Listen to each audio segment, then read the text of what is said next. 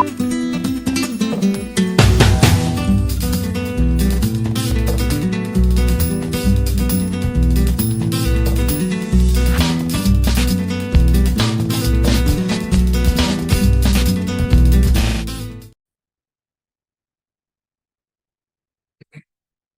sais pas si j'ai fini par m'habituer à ça, mais c'est pas grave.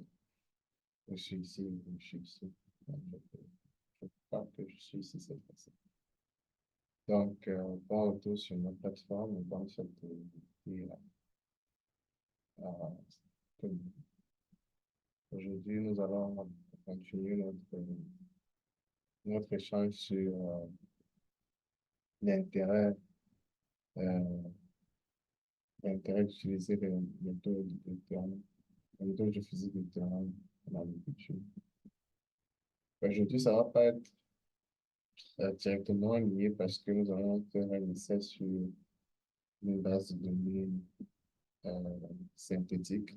C'est pas vraiment synthétique, ce sont des données qui ont été collectées sur le terrain, mais qui ont été mises à disposition par celui qui a développé l'outil que nous allons utiliser aujourd'hui. Donc, il sera question pour nous de prendre des données de conductivité du sol et des données de conductivité du sol et essayer de faire une petite modélisation de la distribution spatiale de la conductivité électrique. On va aussi observer comment ça varie en allant de la surface vers une profondeur. Donc, sans trop tarder, je vais partager mon écran pour que vous puissiez voir ce que je suis en train de faire. Nous allons le voir ensemble pour ceux qui vont réessayer. J'imagine que vous allez devoir écouter la vidéo une fois avant d'essayer de reproduire ce que j'ai fait. Donc, pour ceux qui vont réessayer, comme ceux qui seront en train de reproduire ce que j'ai fait, nous allons évoluer ensemble. Pour ceux qui vont juste suivre, nous allons aussi évoluer ensemble. Ok. Attends, je pense sans trop tarder.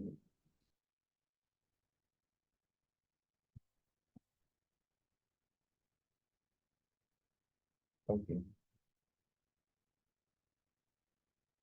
Vraiment. Donc, c'est pas où je vais me mettre parce que j'ai besoin de. Ok, je vais me mettre ici. Ouais, j'ai besoin de voir les menus. Ouais.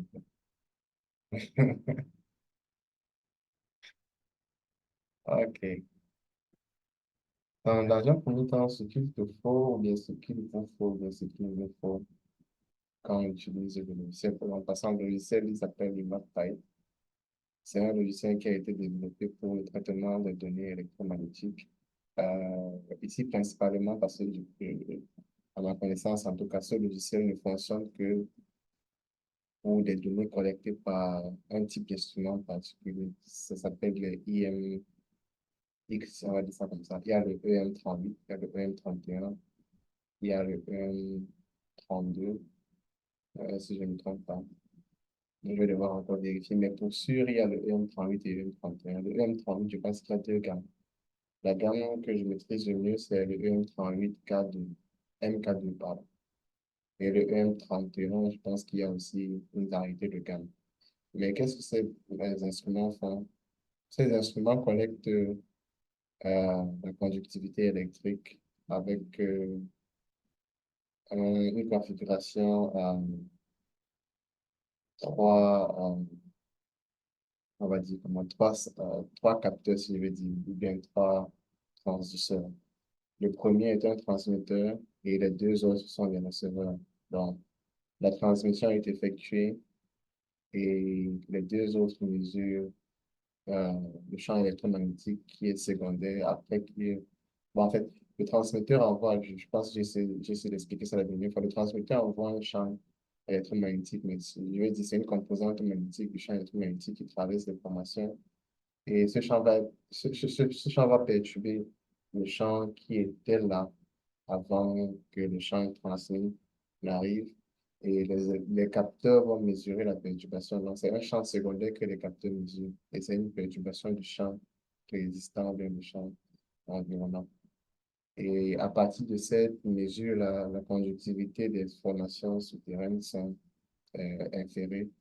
Et ces instruments, en général, mesurent aussi la phase entre le champ électrique et le champ magnétique. Et c'est la phase ou bien c'est l'inphase. Je pense que c'est l'inphase. Et puis, cette valeur est souvent utilisée pour déduire la susceptibilité magnétique. Mais aujourd'hui, nous nous concentrons uniquement sur la conductivité électrique qui est mesurée par ces équipements. Et nous allons essayer d'établir un modèle de variation en surface et en profondeur de la conductivité électrique d'une zone qui a été, euh, on va dire, une zone d'investigation. Donc, euh, avant de commencer, je vais juste de façon sommaire, comme ça, présenter le menu. Vous avez un menu ici pour la modélisation directe. Modélisation directe implique définir un modèle de terrain, ça veut dire définir un modèle, euh, ça peut être un nombre de couches et puis des valeurs de départ de conductivité électrique pour chacune des couches. Ça peut être une équation que vous utilisez pour dérouler l'équation et avoir une variabilité de la conductivité de terrain. La conductivité de votre zone, de la profondeur, de la surface jusqu'à une certaine profondeur donnée. Donc, ce menu-ci est utilisé pour ça. Le menu suivant, c'est pour importer les données de terrain. Donc, quand vous avez votre modèle direct, en général, vous voulez calibrer le modèle direct avec les données de terrain. Et ici, vous pouvez importer le modèle de terrain. Et ici, je pense que vous ne pouvez pas dérouler à proprement parler votre modèle direct si vous n'avez pas de modèle de calibration. Ça veut dire que même quand vous importez, même quand vous n'avez pas, je veux dire, vous avez besoin d'importer et même si vous ne calibrez pas, vous avez besoin d'importer avant de pouvoir définir votre modèle direct. Sinon, il va vous signaler une erreur. Déjà, il faudra encore se rassurer que vous pouvez ne serait-ce dérouler qu'une fois le modèle direct. Parce que je pense que même quand vous avez la géométrie de votre modèle direct, très souvent on parle de la structure du kernel. Quand vous avez votre opérateur kernel, je ne sais pas comment il dit ça en français, mais c'est souvent appelé le kernel.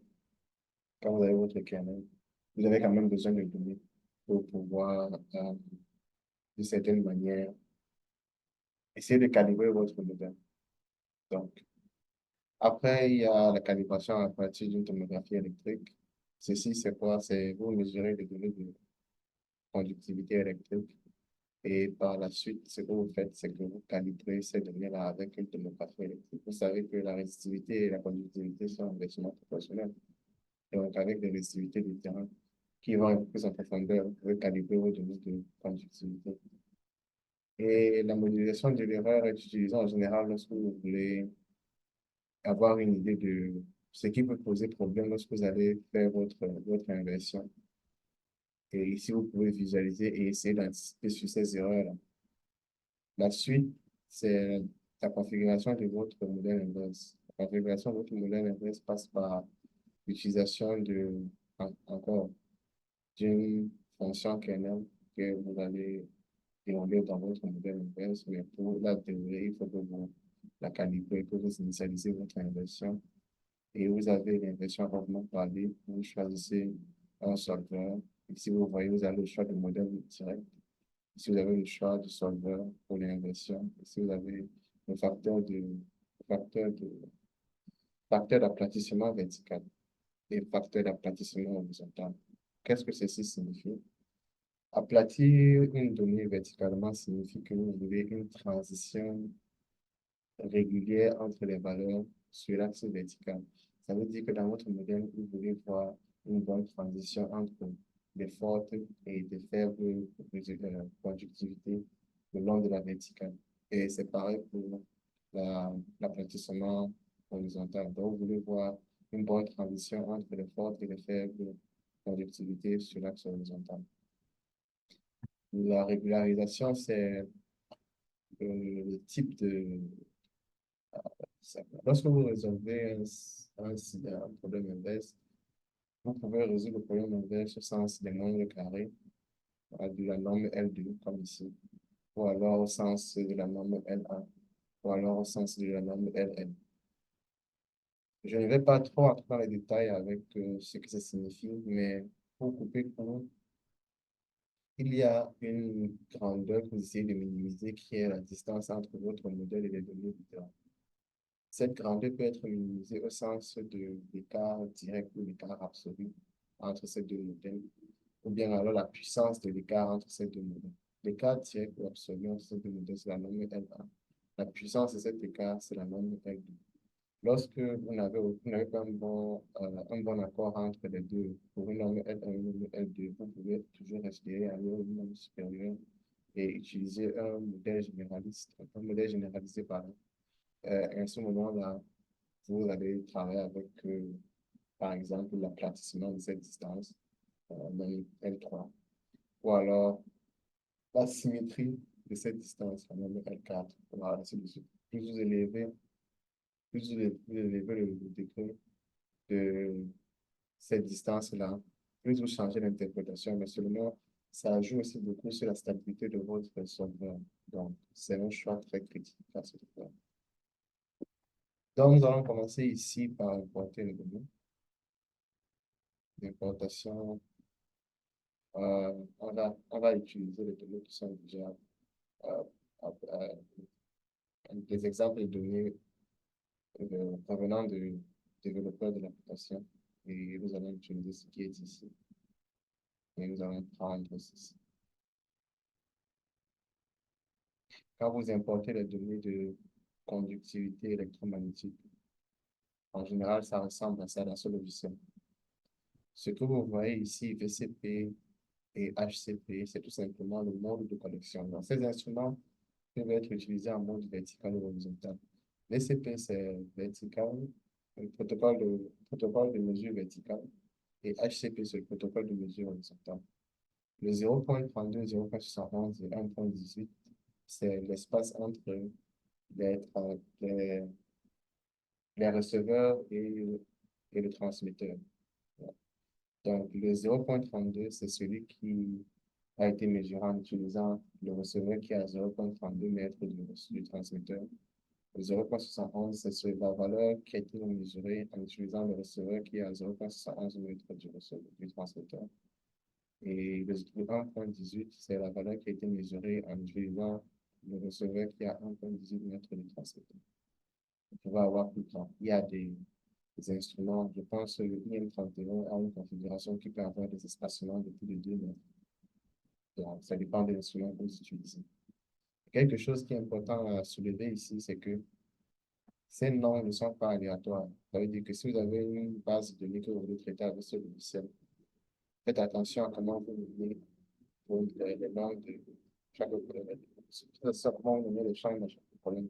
Donc, déjà, c'est comme une norme. Je vous invite à partir faire une recherche sur Google pour savoir comment utiliser ce logiciel. Déjà, la structure de données qu'il faut importer, c'est très délicat. Si vous n'avez pas la bonne structure, le logiciel n'a pas bien construit. Donc, la première colonne devrait être, la première colonne devrait être la coordonnée X, la deuxième colonne, la coordonnée Y, la troisième colonne devrait être, quand je parle de coordonnées X et coordonnées Y, ça veut dire que si vous travaillez avec longitude, latitude, il va reconnaître longitude, latitude, mais faites attention, parce que dans votre modèle inverse, longitude et latitude sont utilisés pour calculer les distances. Vous n'êtes pas sûr que dans le système QVD, les distances ont un même impact que dans un système métrique. Je vais dire dans un système cartésien, pardon, puisque les deux sont métriques. Donc, si vous avez des longues lattes, mon conseil, convertissez vos longues lattes en TM pour avoir des coordonnées métriques et dans un système cartésien. Et là, vous allez pouvoir utiliser ça ici sans à vous poser des questions sur ce que c'est que l'impact que ça va avoir si vous utilisez le longues lattes. Ça, c'est mon conseil. Vous êtes libre à la fin, vous êtes libre de procéder selon votre expérience, selon votre expertise. Et ce qui suit, la troisième colonne devrait être une des mesures. Donc, le VCP, je rappelle encore, le VCP, c'est pour dire protocole de mesure verticale. Si vous n'utilisez pas un protocole de mesure horizontale, ça n'a pas de problème. Ça veut dire qu'on n'est pas obligé d'avoir des HCP. Mais si vous utilisez, par exemple, le VCP uniquement, le nom de la troisième colonne va commencer par VCP. Et ça doit se suivre de façon collée par l'espace entre, l'espace entre le transmetteur et le receveur en particulier qui a mesuré cette donnée. Ce que ça veut dire, c'est quoi? Si au lieu de VCP 0.32, je mets VCP 1.18, ça veut dire que j'ai bien dit au logiciel que le VCP ici, c'est pour les données dans un espace entre transfert de 1.18 mètres. Si après le 1.18, je mets quelque chose, il y aura un problème de lecture. Donc, si je mets VCP 1.18X, je ne sais pas trop quoi, il y aura un problème de lecture. Vous allez voir qu'il y aura un problème de lecture. Vous pouvez essayer, vous allez voir. Donc, respecter la norme du format de données avant d'importer. Ça, c'est une chose. Et ensuite, quand vous allez importer vos données, vous avez ceci. Euh, je ne vais pas trop m'attarder sur les détails de ce que c'est ça, ou bien ce que c'est ça, ou bien ce que c'est, je sais pas tous ces boutons-là. Je vais juste vous parler de ce que vous pouvez faire avant de commencer à penser à votre immersion, que nous pouvons faire, je rappelle, sans avoir besoin de faire une modélisation directe. Donc, vous voyez ces pics dans n'importe quel système. Ces pics seront source d'ambiguïté, n'est-ce pas? Parce que ces pics peuvent être une réponse naturelle au signal que vous avez envoyé dans le sol, comme ça peut être un bruit artificiel. Mais parce qu'il y a très peu comme ça dans la donnée qui a été collectée, il est préférable de les retirer. Voilà. Si je clique sur celui-ci, je peux le, je peux l'effacer. Donc, je peux cliquer sur Delete Point, ça va l'effacer. Pareil que si je clique sur celui-ci, je vais aussi l'effacer. Il va rester celui-ci. Je vais cliquer dessus, ça va aussi l'effacer. Remarquez que quand vous sélectionnez un point et que vous l'effacez, vous effacez les valeurs correspondantes sur tous les autres champs, de sorte qu'il n'y ait pas un problème de taille de vecteur, parce que c'est important. Quand vous utilisez un solveur déterministe pour faire vos inversions, la taille des vecteurs va aussi contrôler la stabilité de votre solveur. Si vous avez un solveur qui joue beaucoup avec les valeurs dans une table de données, si vous avez dans cette table des colonnes qui sont de taille différente, ça peut poser problème à votre solveur. Une autre chose que vous pouvez faire, Une autre chose que vous pouvez faire, c'est visualiser vos données sous forme de pseudo-section. Alors, ici, vous visualisez sous forme de pseudo-section et qu'est-ce que vous voyez? C'est une variabilité de la conductivité électrique. Sinon, bouger un peu. Ok. Une variabilité de la conductivité électrique de la surface jusqu'à 1,8 mètres de profondeur. Et qu'est-ce qu'on fait par la suite? On peut visualiser aussi cette donnée de conductivité électrique sous forme de carte. Et ce qui est intéressant ici, c'est que vous pouvez juste remplir le contour, avoir les lignes de contour remplies et avoir, c'est vraiment pas beau, mais je pense pas que c'est important pour vous de voir toute la carte, n'est-ce pas? Et ici, vous pouvez visualiser avec les différents séparateurs. Donc, il y a le 0.71, 0.18, et vous allez voir que ce n'est pas la même chose. Quand vous changez le séparateur, la carte change, la profondeur a changé, la carte change. Donc, ça vous permet d'avoir déjà une idée de la variation de la conductivité électrique de la surface jusqu'à un certain niveau de profondeur. Et en fonction de mode aussi, ça c'est le mode vertical, en fonction de mode, vous avez un différent résultat. Tout ceci est généralement utilisé pour affiner votre interprétation de vos données quand vous voulez faire une étude. Si nous sommes intéressés par les zones de faible conductivité, parce que nous pensons que ces zones-là ont très peu de porteurs, voici une zone qu'on peut commencer à étudier, n'est-ce pas? On peut venir échantillonner ici. Si nous avons un intérêt que nous portons sur les zones de très forte conductivité, parce que nous pensons qu'il y a beaucoup de porteurs là-bas, voici cette zone-là, n'est-ce pas?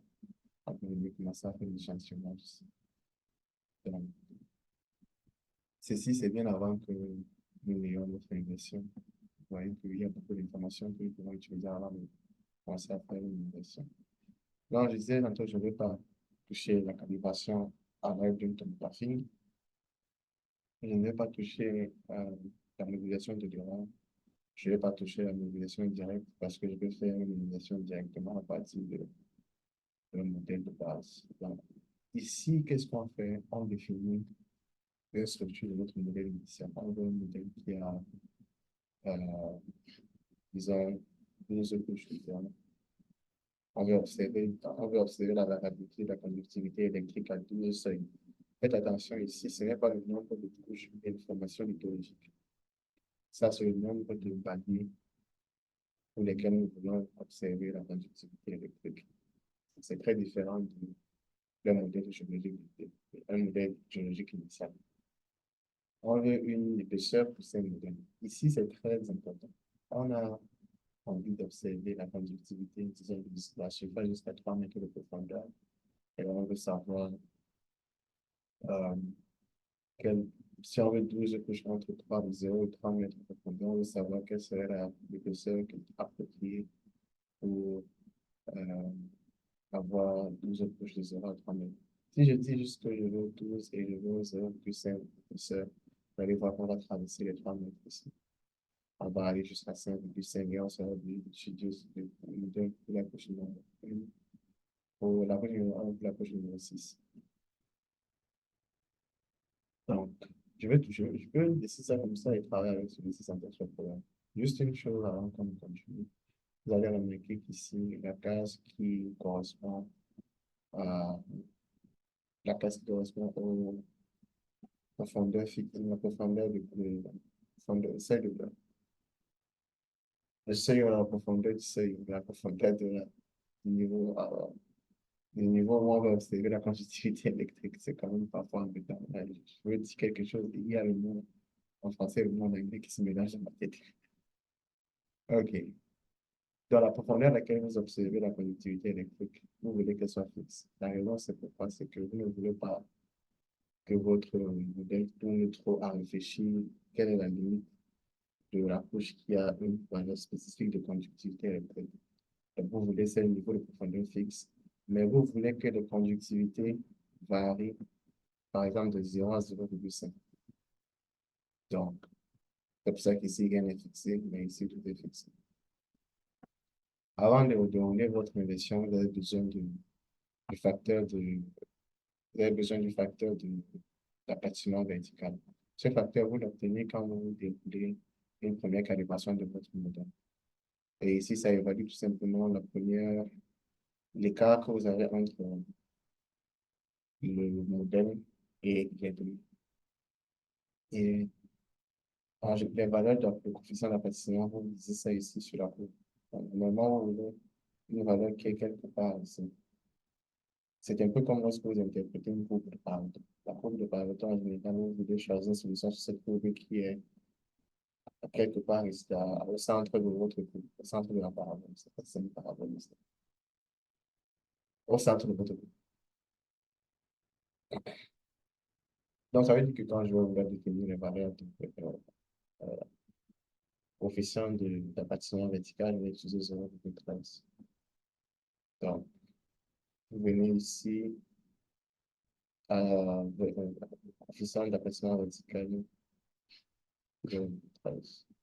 On peut laisser le type de modèle direct et le solveur intact. On peut aussi laisser la variation latérale à 0 parce qu'on va dire on ne veut pas d'aplatissement de données sur l'horizontale.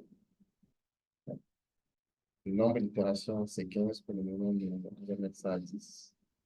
Et on va utiliser une inversion sans élément sans élément de cas.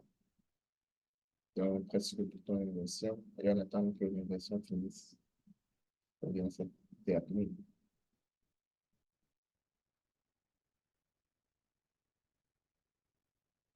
Donc, quand c'est terminé, vous avez un résultat comme celui-ci.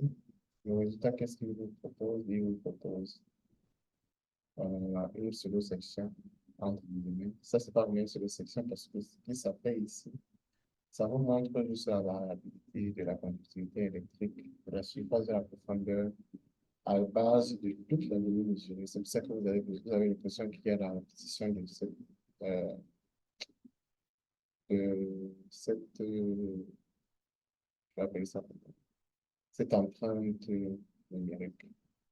Et on va dire le terme en anglais, c'est features, c'est ça. Et puis en français, et en français, ça m'échappe. Voilà. Vous pouvez visualiser ça sous forme de contour. Vous allez voir ce que je disais, la répétition de ce truc, ce patch. Ce patch, c'est plus, c'est, ou alors, vous pouvez visualiser les résultats sous forme de carte. Et là, vous avez la couche, la première couche, c'est la couche que vous observez, euh, si vous revenez ici, de 0 à 0,5. C'est ça la couche numéro 1. Et la couche numéro 2 sera la couche de 0,5 quelque chose. Et la couche numéro 3 sera autre chose. La couche numéro 4, autre chose. La couche numéro 5, ainsi de suite. Alors, qu'est-ce que vous remarquez ici? On a à la surface une distribution spatiale de la conductivité. On a remarqué toute cette chose et remarqué et regardez comment est-ce que la conductivité est en train de changer dans cet endroit. C'est de descendre plus loin. Vous voyez que les faibles conductivités sont en train de se dissiper au fur et à mesure que vous descendez en profondeur. Donc, de cette façon, vous pouvez évaluer la dispersion de votre conductivité électrique en surface et en profondeur en même temps. Et si vous avez par la suite des échantillons de sol, vous pouvez faire une corrélation entre les zones de forte conductivité et les associations minérales. Il a failli faire quelque chose. Les associations minérales dans votre zone d'étude et par la suite, donc, vous pouvez faire une corrélation entre ce qui est fort de la conductivité et ce qui est fort de ténor. Et c'est comme ça que vous avez dit, par exemple, que s'il y a une forte concentration, et puis c'est responsable de forte conductivité, et puis après, quand vous faites un monitoring, vous savez que si cette conductivité continue d'augmenter, c'est qu'il y a de fortes chances que ce qui devient une forte concentration a encore augmenté. Par contre, si ça diminue, c'est que ce qui est en forte concentration a diminué. C'est comme ça que vous pouvez utiliser les deux. Après, qu'est-ce que vous pouvez faire? Après, vous pouvez visualiser aussi votre modèle en 3D. Je ne sais pas trop qui aura envie de faire ça, mais si vous voulez le faire, voilà. Ce qui est bien ici, c'est que ça vous donne aussi un aperçu de comment est-ce que, par exemple, la conductivité a changé de la surface de la profondeur. Regardez ici. On a encore ce jaune là, mais ce jaune est en train de se dissiper au fur et à mesure qu'on descend. Et vous allez voir que plus on descend en profondeur, plus la conductivité devient un peu plus régulière. Ça veut dire que la perturbation de votre champ agricole, vous pouvez aussi l'observer jusqu'à un niveau de profondeur et voir à quel niveau de profondeur votre terrain est un peu plus uniforme que les couches superficielles. Ceci peut être utilisé pour faire quoi? Je vous pose la question. Quelqu'un me dit, ça peut être utilisé pour délimiter l'épaisseur de la couche submergée. Peut-être. Ça peut aussi être utilisé pour regarder à quel niveau on peut creuser pour avoir la première couche de basement, la première couche de support. J'ai vraiment des problèmes avec le switch, le terme en anglais est tellement facile. Lorsqu'on construit la route, il y a cette couche-là qu'on recherche en général, qui est la couche qu'on suppose stable, suffisamment stable pour supporter la route. Parce que la route même, c'est une succession de couches. Mais généralement, on creuse, on racle le sol pour retrouver la partie la partie de la route qui est suffisamment stable, qu'on appelle la couche de basement. Couche de support. Donc, la conductivité électrique peut aussi aider à déterminer la profondeur de terre à tirer avant d'atteindre ce niveau-là. Papa. Donc, avec ceci, je vous dis, nous allons nous arrêter là pour la session d'aujourd'hui. Dans les prochaines sessions, nous allons revenir sur d'autres aspects de la géophysique que nous n'avons pas pu produire ici, qui peuvent aussi être utilisés en agriculture et pourquoi pas dans l'environnement. Et nous allons progressivement transitionner parce que ici, nous n'avons pas discuté certains éléments de ce résultat, comme par exemple, vous avez un résultat, mais vous n'avez pas une incertitude de ce résultat. Qu'est-ce qui vous dit que ce résultat est certain après inversion? En général, pour des domaines comme l'agriculture et l'environnement en général, Quand vous avez un résultat, vous avez aussi besoin d'un modèle d'incertitude. Si je dis par exemple que la conductivité en ce point est de 26 millisiemens par mètre, quelles sont les chances pour que cette valeur soit réaliste?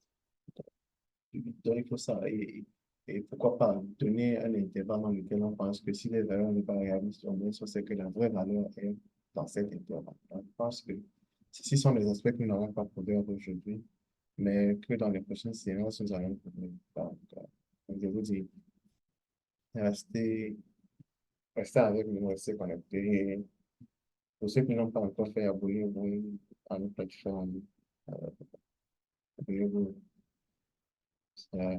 à notre chaîne YouTube. Parfois, nous publions des choses alors que nous ne publions pas ici.